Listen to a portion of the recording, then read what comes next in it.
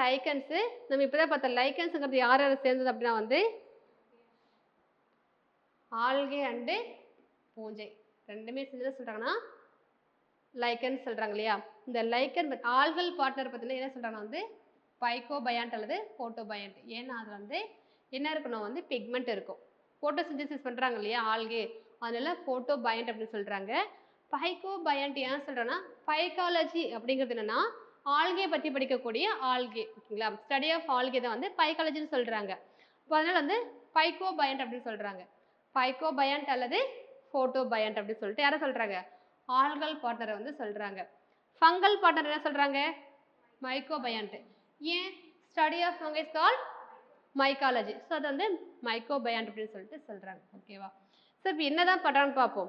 இந்த ஆல்கே என்ன பண்ணுதுன்னா ப்ரொவைட் நியூட்ரிஷன் ஃபார் யார் கொடுக்குறாங்க ஃபங்கைக்கு வந்து உணவு கொடுக்குறாங்க. ஏன்னா இவங்கிட்ட பிக்மெண்ட் இருக்கு இல்லையா. இப்போ இவங்க ஆட்டோட்ரோபிக் தனக்கான உணவை தானே தயாரிக்க முடியும். அப்போ என்ன பண்றாங்க தயாரிக்கிற உணவு யாரு கொடுக்குறாங்க ஃபங்கைக்கு வந்து கொடுக்குறாங்க, பூஞ்சைக்கு வந்து கொடுக்குறாங்க.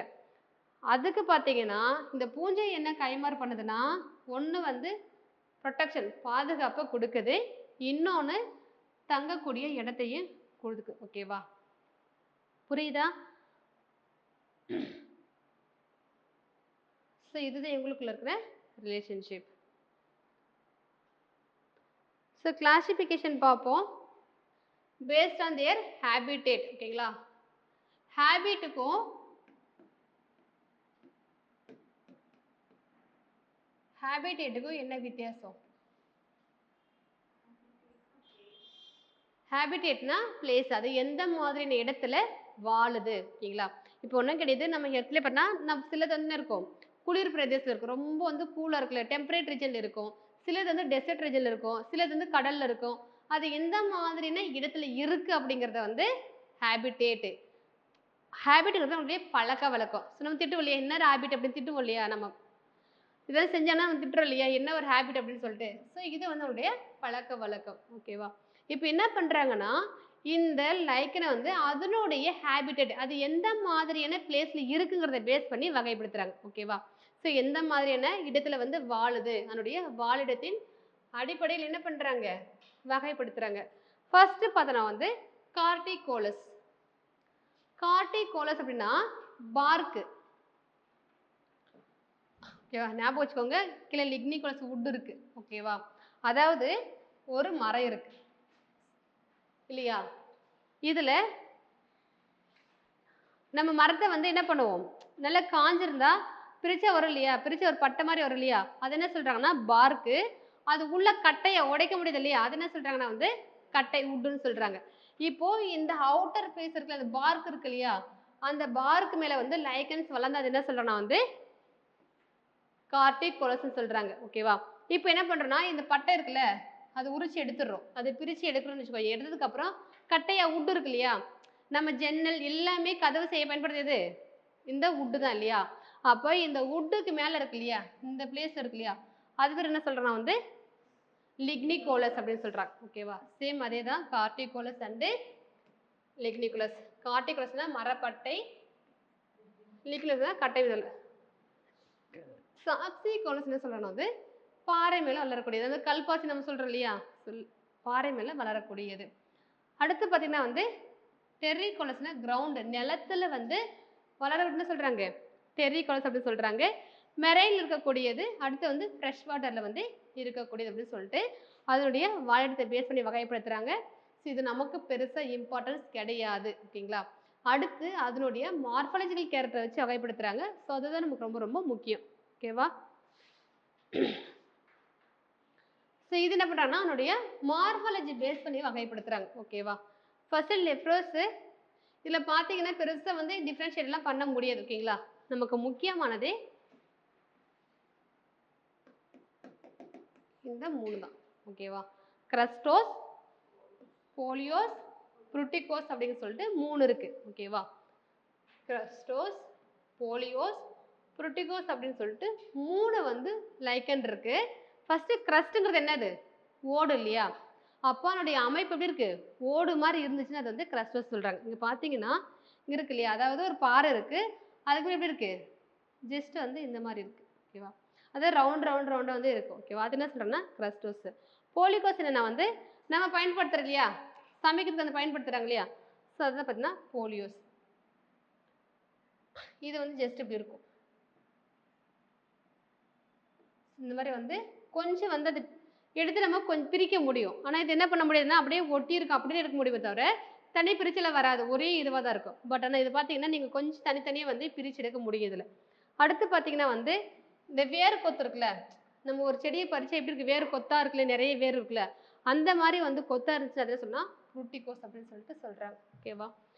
அதாவது கிரஸ்டோஸ்ங்கிறது கிரஸ்ட் லைக் ஸ்ட்ரக்சர் ஓடுக்குள்ள இருக்கிறது, போலிஸ்ங்கிறது வந்து லீஃப் லைக் ஸ்ட்ரக்சர் இலை போல இருக்கிறது, ப்ரோட்டிகோஸ்ங்கிறது பிரான்ச் பெண்டுலஸ் ஷ்ரப். ஓகே, அதாவது அப்படியே என்னது இந்த ஷ்ரப்னு அந்த புதர் செடி மாதிரி இருக்கு இல்லையா, புதர் செடி தான் ஷ்ரப்னு சொல்றாங்க இல்லையா, அந்த லைக்கன்ஸ் வந்து புதர் மாதிரி இருக்குது வந்து சொல்றாங்க இல்லையா ப்ரோட்டிகோஸ்.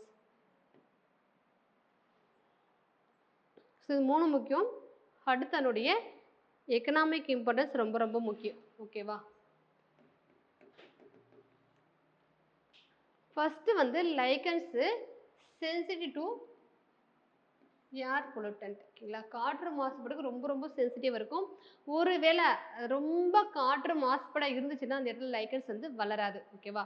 ஸ்பெசிஃபிக்காக என்ன சொல்றாங்கன்னா வந்து சல்ஃபர் டை ஆக்சைடு அதிகமாக இருந்துச்சுன்னா அது வந்து என்னதுன்னா வளராது. ஓகேவா. சல்ஃபர் டை ஆக்சைடு ரொம்ப ரொம்ப சென்சிட்டிவ் இருக்குன்னு சொல்றாங்க. அதனால இது என்ன சொல்றாங்கன்னா வந்து பொல்யூஷன் இண்டிகேட்டர். என்ன பொல்யூஷன் இண்டிகேட்டர்னா ஏர் பொல்யூஷன் இண்டிகேட்டர். ஒருவேளை அந்த இடத்துல லைக்கன்ஸே இல்லை அப்படின்னா என்ன சொல்லாங்க, அந்த இடத்துல நிறைய வந்து ஏர் பொல்யூஷன் இருக்கு அப்படின்னு சொல்லிட்டு சொல்லலாம். ஓகேவா. ஸோ என்ன பண்றாங்கன்னா வந்து பொல்யூஷன் இண்டிகேட்டரை வந்து லைக்கன்ஸை பயன்படுத்துறாங்க, ஸ்பெசிஃபிக்காக வந்து ஏர் பொல்யூஷன் இண்டிகேட்டர். ஓகேவா. அடுத்து பார்த்தீங்கன்னா வந்து லிட்மஸ் பேப்பர் கேள்விப்பட்டிருக்கீங்களா. லிட்மஸ் பேப்பர் ஒரு ஒரு சால்வெண்ட் இருக்கு இல்லையா, அது ஆசிடா பேஸில் என்ன பண்ணுவாங்க கண்டுபிடிப்பாங்க இல்லையா, அந்த பேப்பர் நிறைய வந்து டிஃப்ரெண்ட் அந்த கலர் இருக்கு இல்லையா லிட்மஸ் பேப்பர்ல, அதுக்கான டை எங்கேருந்து எடுக்கிறாங்கன்னா இந்த லைக்கன்ஸ், அதாவது ரோசெல்லா மண்டாகினி அப்படிங்கிற லைக்கன்ஸ் என்ன பண்றாங்கன்னா அந்த லிட்மஸ் பேப்பருக்கான டையை வந்து எடுக்கிறாங்க. ஓகேவா. லிட்மஸ் பேப்பருக்கு அந்த காகிதத்துக்கு தேவையான இந்த சாயம் வந்து ரோசெல்லா மென்டாகினி அப்படிங்கிற லைக்கன்ஸ் தான் எடுக்கிறாங்க, ரொம்ப முக்கியமானது. ஓகேவா. அடுத்து பார்த்தீங்கன்னா கிளடோனியா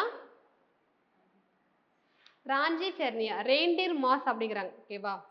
இந்த லைக்கன் பார்த்தீங்கன்னா துந்திரா ரீஜன் அப்படின்னு சொல்லிட்டு சொல்றாங்க.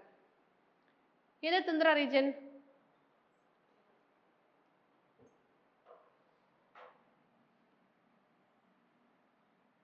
இதான் எர்த் இல்லையா, ஜஸ்ட் இமேஜின் பண்ணிக்கோங்க, இதான் எர்த்.